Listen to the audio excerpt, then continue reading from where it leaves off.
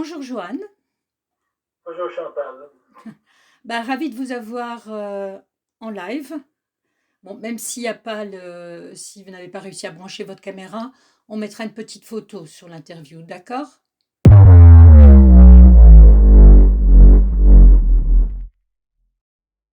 D'accord. Ok, donc je vais commencer par les questions que je pose aux auteurs. Il faut que je les retrouve. Elles sont où? Là.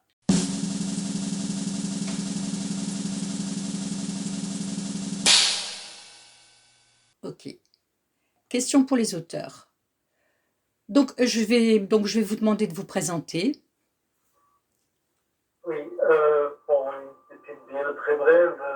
En fait, je suis né sur la frontière entre une frontière géographique, une frontière politique, linguistique. La preuve, c'est que mon village, de l'autre côté, il y a une source dont les eaux coulent vers la Meuse, de l'autre côté vers le Rhin.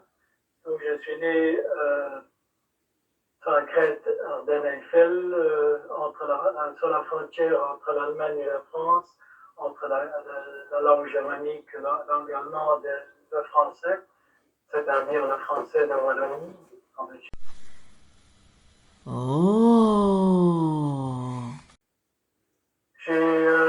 Évidemment, j'ai donc fait des études de linguistique. Je suis parti en Afrique, j'ai vécu en Afrique et en Asie pendant une quarantaine d'années, dans de nombreux pays, d'un côté comme de l'autre. J'ai même travaillé en Europe, en Angleterre et ailleurs.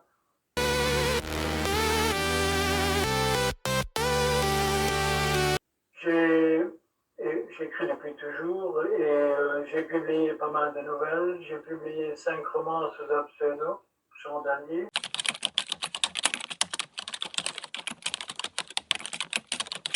Un roman d'anticipation, un roman historique, 3 romans en noir et celui-ci qui est publié maintenant par Polar Passion, c'est donc le 4e roman en noir.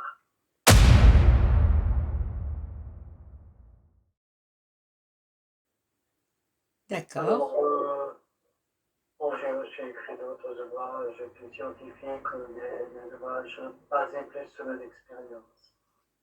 Ok. Donc je vais vous demander comment vous est venue l'idée de ce roman. Oui, il me semble difficile de dire comment je suis arrivé à écrire ce roman, parce que sans dire d'abord de quoi il s'agit, je peux pas donc répondre à la question par Bon, la je vais lire la quatrième de couverture, d'accord? Comme Oui, ça, ça je permettra où est-ce qu'elle est ma oui, quatrième? je peux la raconter si vous voulez. Hein. Attendez, je vais vous la lire. Donc, synopsis. Je l'ai devant moi. Hein. Oui. Oh no. Donc, ça, c'est la note de l'éditeur. Donc, dans un phrasé sucre-miel, typique des pays nordiques, où la lenteur et l'abondance des conversations sont le socle de ces cultures, Johan Paquet nous entraîne dans un roman atypique, un noir norvégien avec toute l'ambiance des romans nordiques, festonné du talent de l'auteur. Johan Paquet a une solide connaissance de ces pays. Un roman dont l'intrigue est bétonnée, à lire passionnément, un vrai roman noir. Donc maintenant je lis le synopsis. Lars, grand adolescent norvégien, vient de passer 4 années dans le centre d'éducation fermé pour jeunes délinquants, sans jamais avoir connu les raisons de son enfermement. À peine libéré, il est la cible de forces obscures qui s'acharnent contre lui. Commence alors une quête de la vérité qui le ramène vers son passé. Le décès de sa mère, une scientifique de renom, inventrice d'un brevet révolutionnaire. Victime d'un cancer ou d'un assassinat. La mystérieuse disparition de son père biologique, truand notoire, et de sa bienveillante jeune compagne. Les intrigues du directeur d'une entreprise de raffinage de terres rares, dont les produits constituent les éléments clés de la transition numérique du monde moderne. Un mystérieux personnage veille sur lui comme une ombre. Qui est-il? Donc voilà pour le synopsis. Donc maintenant je vous écoute.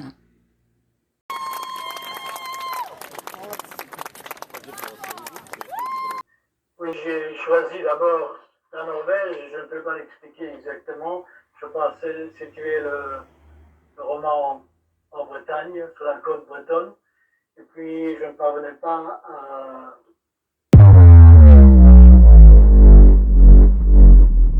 Ça ne fonctionnait pas, ça ne marchait pas. Alors je l'ai situé en Norvège, je connais beaucoup de pays, je ne prétends pas connaître la Norvège parfaitement loin de là. D'ailleurs, en général, plus on vit dans un pays, moins on le connaît. Euh, le thème central, c'est évidemment ce jeune homme qui n'est pas un délinquant, mais qui est enfermé. Le commerce de matières premières exploitées en Afrique, en Amérique du Sud et ailleurs. Et pour le raffinage, la transformation est prise en main comme une sorte de monopole par soit des sociétés, soit des pays du Nord, comme on dit, Occident, Europe, Chine aussi, États-Unis. Et comme j'ai vécu pas mal en Afrique australe, évidemment, ce commerce de coltan, qui est donc un minerai stratégique dans le sens où on en tire le tantal, la colombite et de nombreux autres métaux très précieux qui sont absolument nécessaires pour le développement des industries new tech, à savoir celles qui fabriquent les ordinateurs, les téléphones portables, les voitures électriques, etc. Donc ça, c'est un thème qui me tient tout à cœur. J'ai d'ailleurs écrit d'autres ouvrages là-dessus qui ne sont pas des romans. Et bon, il y a d'autres thèmes qui surgissent dans le livre auquel je suis très sensible. L'écriture est un élément essentiel pour la communication. Je ne suis pas moi-même un grand communicant. Et c'est un bon moyen pour parler, mais aussi pour exprimer ses avis, pour les détailler, parce que par l'écriture, on éclaircit ses pensées, on éclaircit sa vision du monde, et on peut la fixer aussi. Mais on peut divertir intelligemment, je pense. D'accord. Voilà. D'accord. Bah, je vous remercie pour cette interview. On va pas le faire durer trop longtemps parce qu'il faut pouvoir le télécharger sur YouTube et s'il est trop lourd, ça va être compliqué. Donc, je vous remercie beaucoup. On n'a pas votre image, mais on mettra une petite photo qui va vous représenter sur toute l'interview. Voilà. D'accord. Voilà. Je suis désolé, j'avais essayé sur Google Meet, mais voilà.